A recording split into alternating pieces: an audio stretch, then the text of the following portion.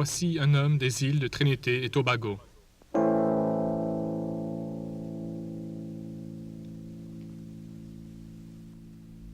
Ses besoins de logement dépassent beaucoup l'approvisionnement.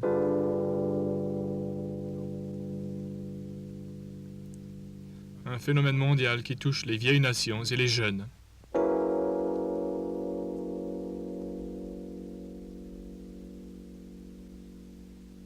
Comme c'est le cas dans bien des pays, le logement dans les îles de Trinité et Tobago va du grandiose au modeste et au précaire. Afin d'éviter un gaspillage d'efforts, il faut bien analyser le problème du logement. Les tentatives des agences gouvernementales et de l'entreprise privée dans le domaine du logement se sont limitées aux besoins de ceux qui ont satisfait aux exigences financières. Une approche fondée sur une forme d'association a aidé les gens à faible revenu à obtenir un logement pour leur famille. Cette approche permet plus d'équité dans la distribution de la population et dans le développement des colonies. L'histoire très humaine de 3 projets d'aide dans le logement montre comment cela s'est fait.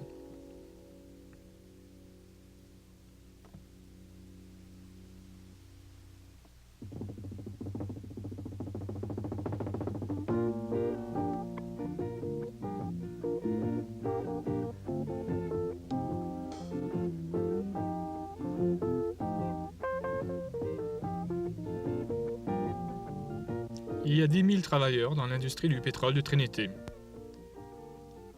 80% d'entre eux sont en emploi de la compagnie Texaco. Francis Trustrell, parmi tous les employés payés à l'heure ou à la semaine, est affecté à un secteur de la production de cette gigantesque entreprise. Depuis quelques semaines déjà, Trustrell pense à cette soirée.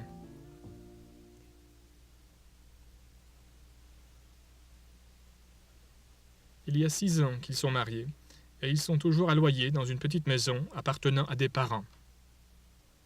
Trustrell veut à tout prix acheter sa propre maison.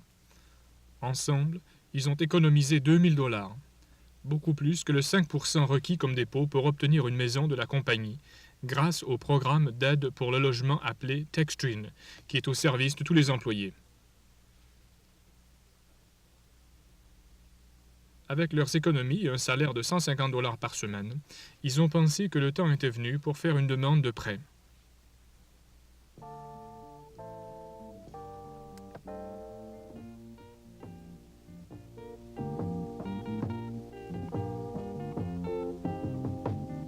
Quelques semaines plus tard, le bureau du logement a appelé pour fixer un rendez-vous. Le commis en chef, M. Wooding, a vérifié soigneusement la demande. Trustrell a appris plusieurs choses au sujet du programme d'aide inauguré en 1957. Le plafond pour son prêt est maintenant de 22 000 $, mais pour les dirigeants et le personnel permanent, il est de 50 000 $.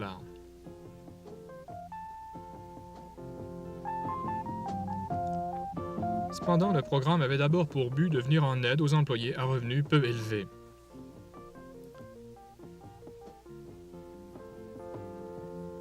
Le programme ne permet pas que les déductions salariales dépassent 25% du salaire de base. De plus, le tarif pour l'assurance hypothécaire n'est que 50% du coût normal.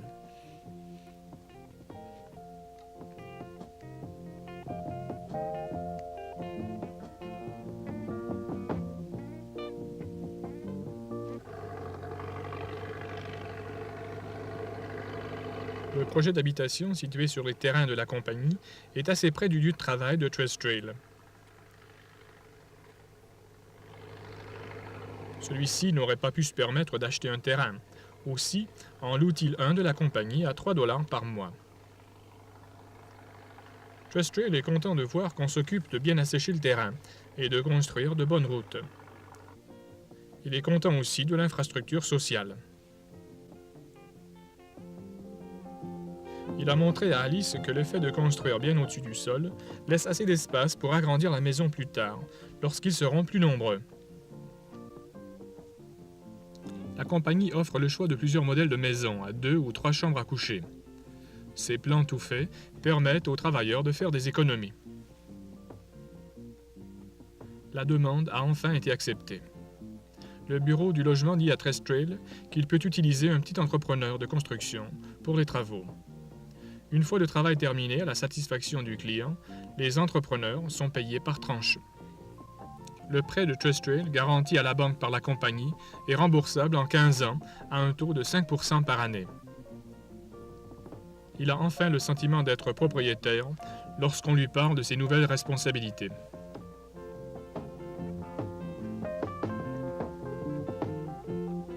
L'officier sur le chantier leur fait voir le terrain.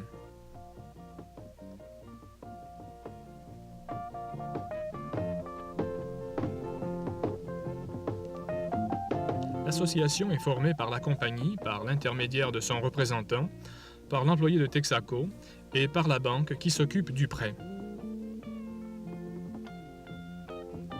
Trestrail reçoit le plein montant du prêt, qui, avec son dépôt de 5%, est placé dans un compte dit collatéral, d'où viendront les sommes qui seront versées à l'entrepreneur.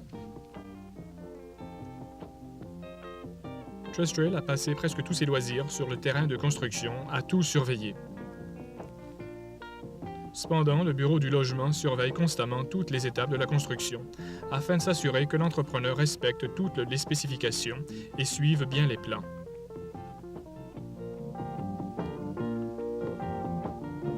Leur grand jour est vite arrivé.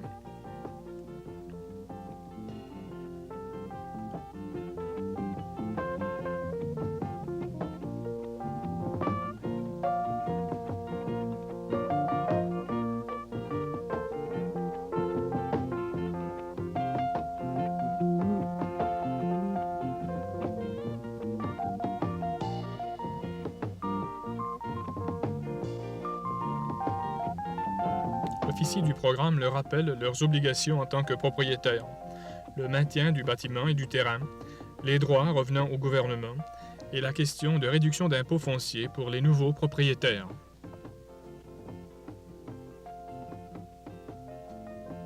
« 20 millions de dollars ont été prêtés grâce à ce programme. Plus de 1800 maisons ont été construites.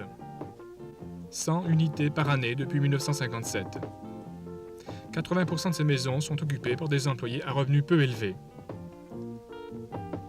Plus de 10 000 personnes ont été logées. On a su faire face au problème de la disponibilité des terrains.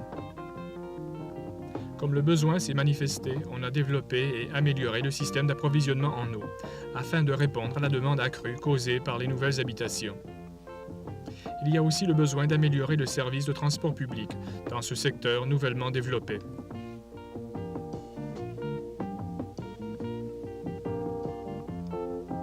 Face aux besoins nationaux en matière de logement, le programme d'aide Textrin a apporté une contribution positive en aidant ses employés à devenir propriétaires de leur propre maison.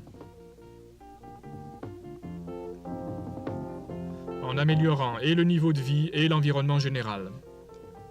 Et en soulageant la pénurie dans ce domaine qui se fait sentir sur tout le territoire de l'île.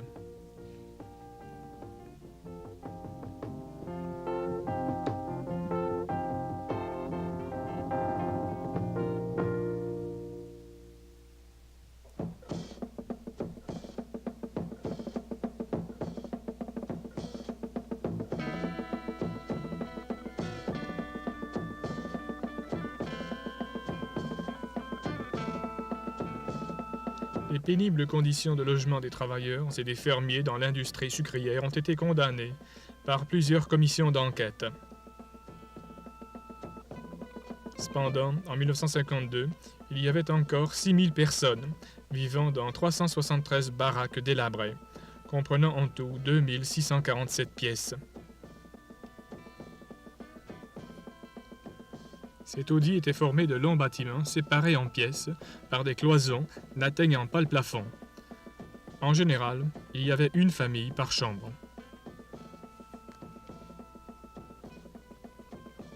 Presque toutes ces baraques avaient été construites au milieu du 19e siècle pour loger la main-d'œuvre venue des Indes et engagée par les grandes fermes de canne à sucre. Afin de liquider le système de baraques, le Comité pour le bien-être de la main-d'œuvre dans l'industrie sucrière, un organisme légal, a été créé en 1947. Depuis 1972, le siège social est situé au cœur de la région sucrière, afin de mieux servir les travailleurs.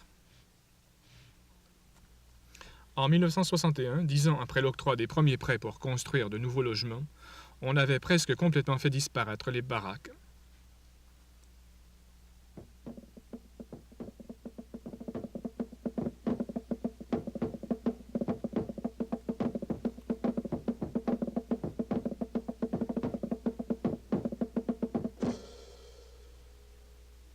Le comité administre la caisse du bien-être de l'industrie sucrière qui existe grâce à une taxe de 2,40 $ sur chaque tonne de sucre que le pays exporte.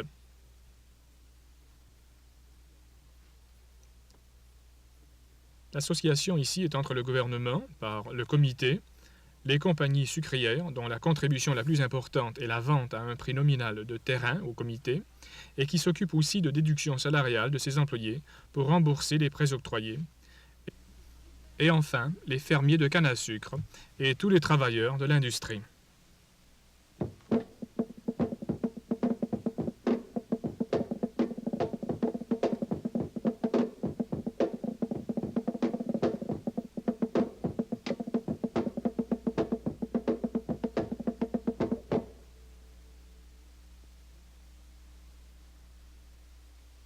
Roupois Ball est un employé de l'industrie sucrière. Il est le père de 6 enfants et il travaille dans les champs de canne à sucre depuis 40 ans. N'ayant pas de terrain à lui, il a reçu un prêt il y a 20 ans afin de se construire une maison sur un lot du gouvernement dans une région marquée pour le développement par le comité.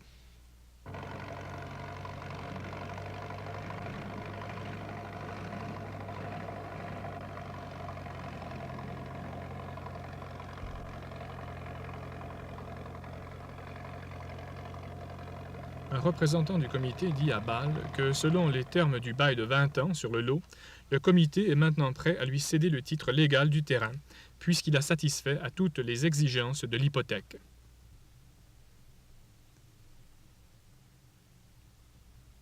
Plus tard, Roupois discute avec son fils Mounilal. Il s'agit de son nouveau statut de propriétaire.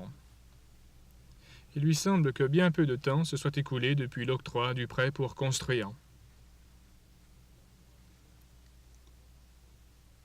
Ayant lui-même été pleinement satisfait du programme du logement, il encourage Mounilal, nouvellement marié et à la recherche d'un logis, de faire une demande de prêt.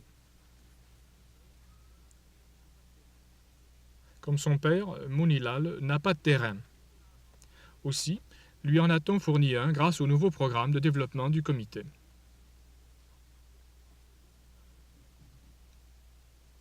Il était bien préparé pour l'entrevue. Pour obtenir un prêt de 5 000 $, il doit lui-même être en mesure de fournir 500 $ pour commencer les travaux. Ces plans ont été approuvés et grâce à ces économies, il pourra ajouter une cuisine de 100 pieds carrés à la structure principale qui en compte 400. On lui a aussi dit que la somme serait payée en versement, une fois les travaux de construction terminés. De plus, l'officier de chantier doit être présent lors des travaux de fondation.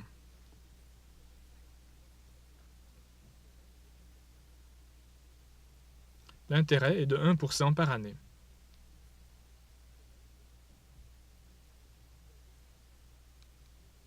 Mounilal a engagé un charpentier, mais en plus il a profité de l'aide de ses parents et amis qui ont travaillé avec l'homme engagé.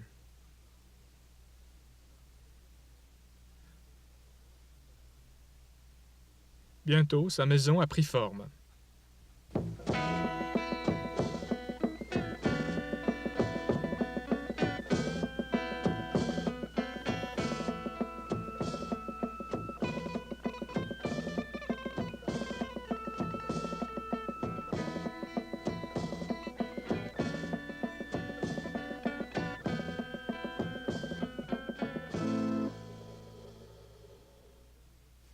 La maison doit être complétée avant le dernier versement. Alors que Mounilal s'engage dans un contrat hypothécaire de 20 ans, le président du comité signe le contrat de Roupois, son père, qui, après 20 ans, est devenu le propriétaire de son terrain.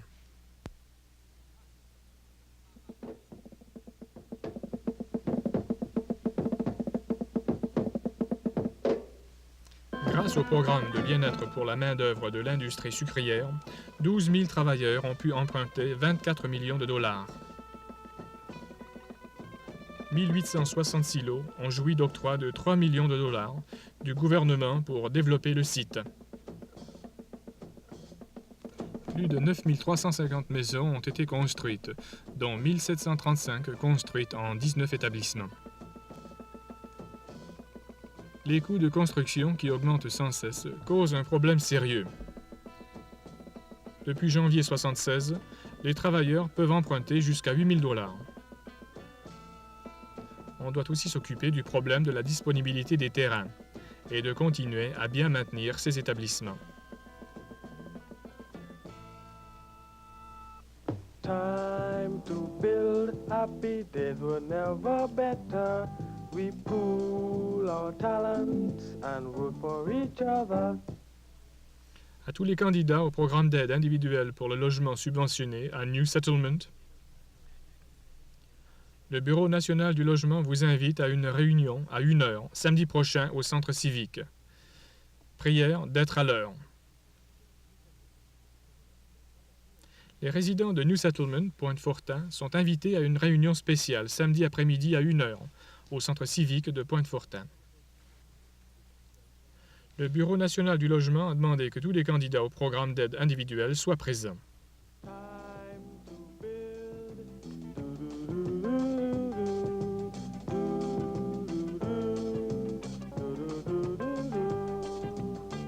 En 1962, le gouvernement des îles de Trinité et Tobago a établi le Bureau national du logement, qui succède aux anciennes commissions.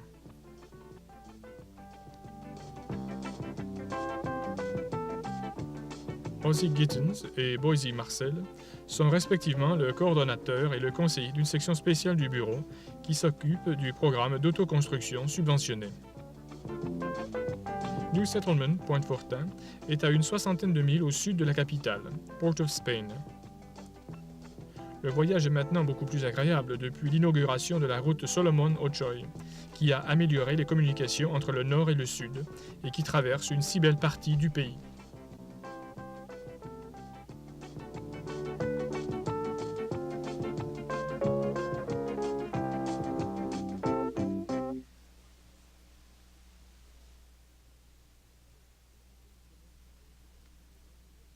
M. Gittens commence la réunion en lisant le nom des personnes choisies qui ont une certaine expérience dans le domaine de la construction.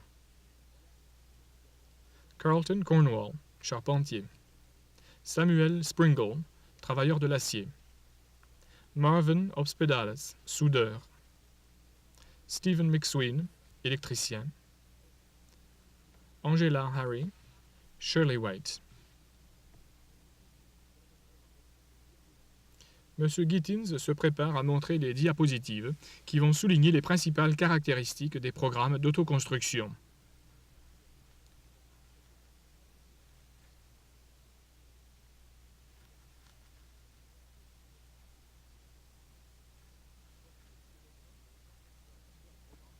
Voici le type de logement que les participants aux divers programmes entre 1953 et 1963 ont réussi à améliorer.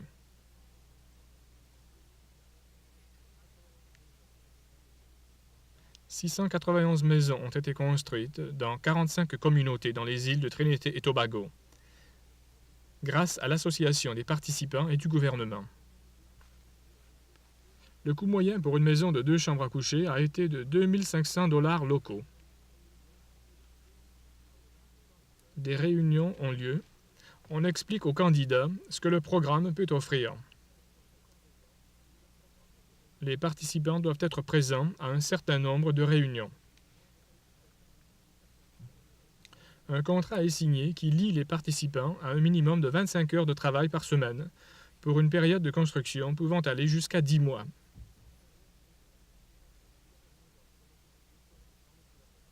Il y a un endroit sur le chantier fourni par le gouvernement où les travailleurs peuvent remiser leurs outils, équipements et matériaux.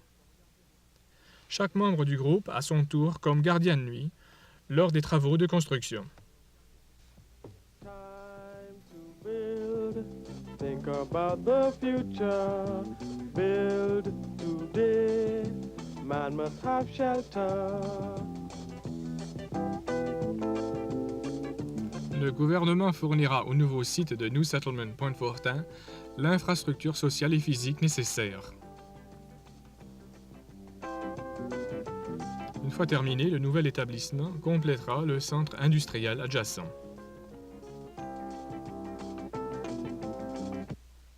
Chaque groupe, composé d'habitude de 15 membres, construit 15 maisons identiques, depuis la fondation jusqu'au toit. Le travail est surveillé par un contremaître. Le gouvernement, l'autre partenaire, fournit l'équipement, les matériaux, les outils, l'expertise technique et le terrain. Les participants qui n'ont pas de compétences dans l'industrie du bâtiment font sur place leur apprentissage, avec le contremaître et d'autres membres du groupe. Le sentiment d'avoir accompli quelque chose est au plus fort lorsque la toiture prend forme. Un but atteint dans le domaine du logement. Chaque groupe peut soit faire la distribution comme il l'entend des maisons complétées, soit procéder à un tirage au sort. Aujourd'hui, on se propose de poser la fondation et le plancher d'une maison de 3 chambres à coucher. Cependant, il n'y aura que 2 chambres à coucher qui seront construites par le groupe. Grâce à son expérience, chaque participant pourra, plus tard, compléter la 3e chambre à coucher. Les devis de ces bâtiments sont fournis par le Bureau national du logement. Les amitiés développées par le travail de groupe s'approfondissent dans ces communautés nouvellement créées.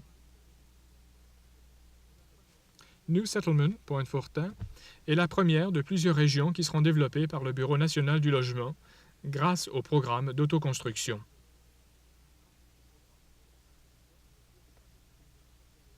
Les participants ne peuvent pas être déjà propriétaires d'une maison. Les participants doivent eux-mêmes avoir besoin d'une maison, et les candidats qui ont de grandes familles et qui vivent à l'étroit seront naturellement favorisés. L'autoconstruction. Les gens sont généralement plus satisfaits lorsqu'ils contribuent à construire eux-mêmes leur maison. Le programme regroupe des gens dont la vie, la discipline et l'expérience sont bien différentes. Ils travaillent ensemble pendant des mois. Les maisons sont construites à peu de frais, comparées au mode conventionnel de construction. Les participants fournissent leur labeur et n'ont à repayer, sous forme d'hypothèque, que le coût des matériaux qu'ils ont utilisés dans la construction de leur maison. Les participants sont particulièrement fiers de leur maison et ils les améliorent graduellement.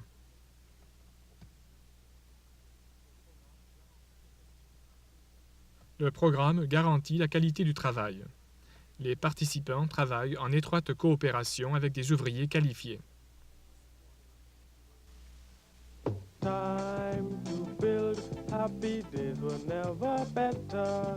We pool our talents and work for each other. Dans les îles de Trinité et Tobago, comme dans bien d'autres pays à travers le monde, il y a encore beaucoup à faire avant que tous les habitants puissent se vanter d'être logés adéquatement. Les approches conventionnelles ont quelque peu soulagé le besoin en matière de logement.